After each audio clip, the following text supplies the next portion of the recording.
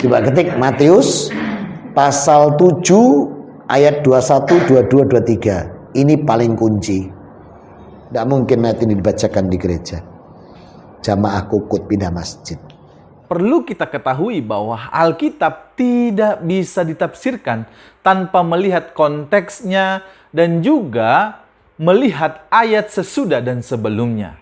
Ini perlu kita catat bersama-sama.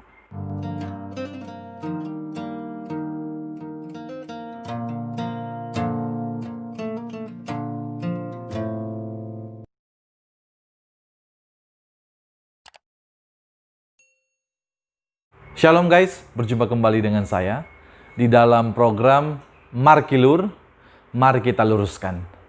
Terima kasih untuk teman-teman yang sudah mendukung channel ini dengan cara subscribe, like, komen, dan share. Tuhan Yesus memberkati kita. Di video kali ini, saya ingin meluruskan Ustadz Bangun Samudra di mana ia mengatakan bahwa Matius pasal 7 ayat 21 sampai 23 adalah ayat yang tidak mungkin dibicarakan di dalam gereja karena kemungkinan akan banyak orang yang meninggalkan imannya atau pindah keyakinan. Mari kita lihat bersama-sama cuplikan videonya. Terus yang membuat saya pindah, buka ketik sekarang Matius. Matius 6 orang ya, bukan sikatan mati tak diurus. Coba ketik Matius pasal 7 ayat 21, 22, 23. Ini paling kunci. Yesus bilang begini, barang siapa besok memanggil aku Tuhan, Tuhan, tidak akan masuk surga. Yang masuk surga itu yang mengikuti kehendak Allah. Dan besok orang akan mengatakan, Tuhan, aku sudah menyembuhkan orang dalam namamu. Banyak penyembuhan pakai nama Yesus. Aku sudah mengusir setan dengan namamu. Apa kata Yesus? Pada hari itu aku akan berterus terang kepada mereka, aku tidak kenal kamu semua, pembuat kejahatan. Benar enggak? Yesus yang ngomong ini. Tidak mungkin ayat ini dibacakan di gereja. Jamaah kukut pindah masjid. Kita sudah menyaksikan bersama-sama cuplikan videonya. Nah, jelas Ustadz Bangun Samudra ini menyampaikan sesuatu yang menurut saya sangat aneh. Karena ia katanya adalah mantan pastor, lulusan S3 Vatikan. Ini pernyataan yang menurut saya sangat keliru. Di mana ia mengatakan bahwa Matius pasal 7 ayat 21 sampai 23 adalah ayat yang tidak mungkin dibicarakan di dalam gereja karena akan membuat orang Kristen meninggalkan imannya. Tanggapan saya terkait bagian ini yang pertama, untuk memahami Matius pasal 7 ayat 21 sampai 23, tentu kita harus tahu dulu apa isinya supaya kita tidak salah paham. Mari kita lihat bersama-sama Alkitab kita, Matius pasal 7 ayat 21 sampai ayat yang ke-23. Firman Tuhan berkata demikian. Bukan setiap orang yang berseru kepadaku, Tuhan, Tuhan, akan masuk ke dalam kerajaan surga, melainkan dia yang melakukan kehendak Bapakku yang di surga. Pada hari terakhir banyak orang yang akan berseru kepadaku, Tuhan, Tuhan, bukankah kami bernubuat demi namamu dan mengusir setan demi namamu dan mengadakan banyak mukjizat demi namamu juga? Pada waktu itulah aku akan berterus terang kepada mereka dan berkata, aku tidak pernah mengenal kamu. Enyahlah daripadaku, kamu sekalian pembuat kejahatan. Teman-teman, untuk memahami bagian ini, tentu kita harus tahu dulu konteks ayat ini. Apa yang dibicarakan di dalamnya. Dan tentu juga kita harus melihat ayat sebelum dan sesudahnya. Supaya kita tidak menyimpulkan dengan keinginan kita semata, supaya ayat Alkitab ini juga kita mengerti arti yang sesungguhnya.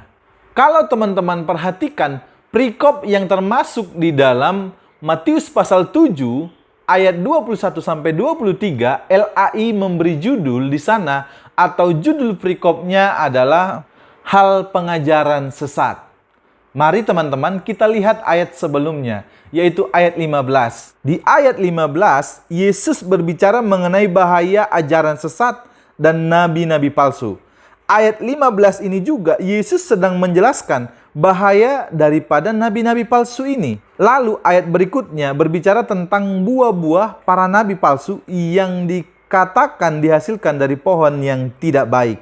Maka dari itu, di ayat 19 dikatakan, dan di setiap pohon yang tidak menghasilkan buah yang baik, pasti ditebang dan dibuang ke dalam api. Maka teman-teman bisa kita simpulkan bahwa teks sebelumnya ini mau menjelaskan bahwa Allah sangat membenci pengajar-pengajar sesat atau nabi-nabi palsu dan juga pengajaran sesat. Maka mereka akan mendapat hukumannya, yaitu di dalam api neraka. Nah, ayat 21 sampai 22 berbicara tentang nabi-nabi palsu yang sudah dibicarakan atau disinggung di ayat 15 sampai ayatnya yang ke-19.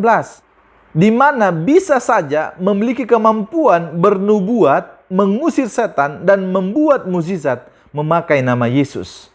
Oleh karena itulah, jelas di ayat 23 Yesus mengatakan bahwa Yesus tidak mengenal mereka. Yang dimaksudkan di sini adalah para nabi-nabi palsu dan juga pengajar-pengajar sesat. Nah, dari bagian ini kita tentu tahu apa yang dimaksudkan oleh Matius pasal 7 ayat 21 sampai 23. Jadi kalau dibicarakan di gereja, tentu tidak ada orang Kristen yang meninggalkan imannya atau berpindah agama. Yang kedua, pemahaman yang dangkal tentang ajaran kekristenan maupun Alkitab membuat Ustadz Bangun Samudra ini berkesimpulan yang sungguh sangat aneh. Ia mengatakan bahwa ayat Matius pasal 7 ayat 21 sampai 23 ini tidak mungkin dibicarakan di dalam gereja. Nah, kalau pemahamannya dangkal, bisalah berkesimpulan demikian. Tapi kalau kita mau lihat di YouTube, banyak orang yang membicarakan ayat ini. Coba cek deh kalau nggak percaya. Dan kalau kita lihat sampai sekarang masih banyak orang Kristen yang tetap di dalam imannya. Yang ketiga, perlu kita ketahui bahwa Alkitab tidak bisa ditafsirkan tanpa melihat konteksnya dan juga melihat ayat sesudah dan sebelumnya. Ini perlu kita catat bersama-sama. Yang keempat, Matius pasal 7 ayat 21 sampai 23 tidak akan membuat iman seorang Kristen meninggalkan imannya. Malah ketika ia tahu bagian ini, imannya semakin bertumbuh di dalam Kristus. Saya rasa cukup sampai di sini video ini. Tuhan Yesus memberkati kita semua. Shalom.